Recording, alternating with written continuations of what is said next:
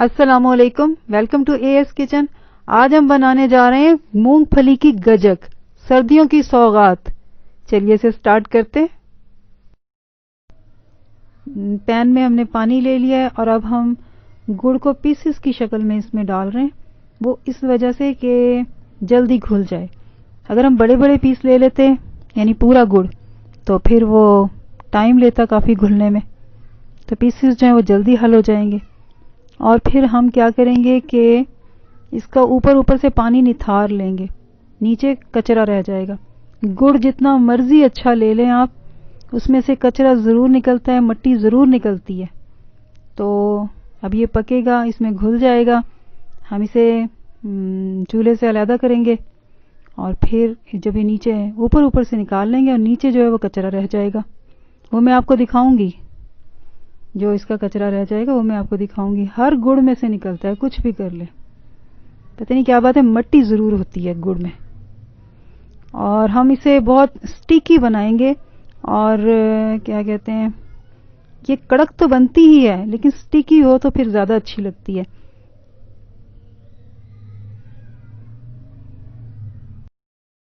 گڑ پانی میں گھل چکا ہے، اب ہم اسے اوپر سے نتھار لیں گے، نیچے کچرا اور مٹی رہ جائے گی۔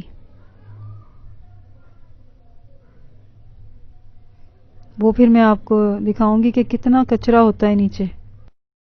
یہ دیکھیں نیچے کچرا تھا اور اسے انگلی سے ٹچ کر کے دیکھیں تو مٹی اور ریت محسوس ہوگی، اور یہ صحت کے پوائنٹ آف ویو سے بہت غلط ہو جاتا، یہ ہمارے سٹمک میں جاتا۔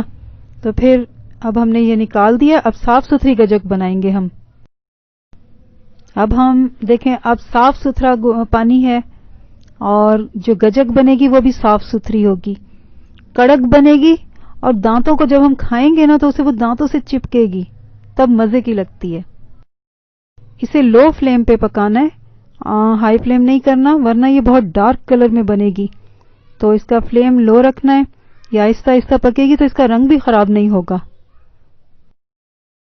اب یہ گاڑھی ہونی شروع ہو گئی ہے، تھوڑا سا ہم اسے اور پکائیں گے، اس کے بعد ہم اسے جما دیں گے۔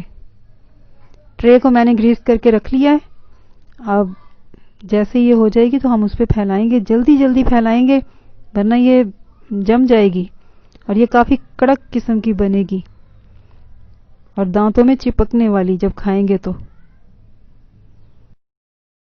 اب تقریباً یہ تیار ہو چکی ہے، اب ہم فلیم کو آف کریں گے اور اسے پھیلائیں گے ٹرے کے اوپر۔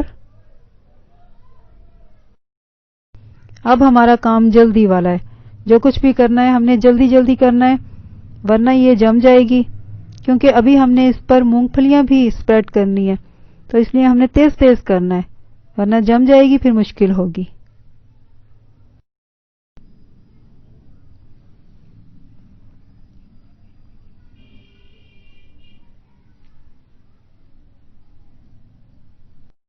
گجک بالکل تیار ہے۔ یہ تھی ہماری کڑک، سمپل اور ایزی ریسیپی۔ امید ہے اچھی لگی ہوگی آپ کو، اسے ٹرائی ضرور کیجیے گا۔ اور اب نیکسٹ ویڈیو تک اجازت، اللہ حافظ۔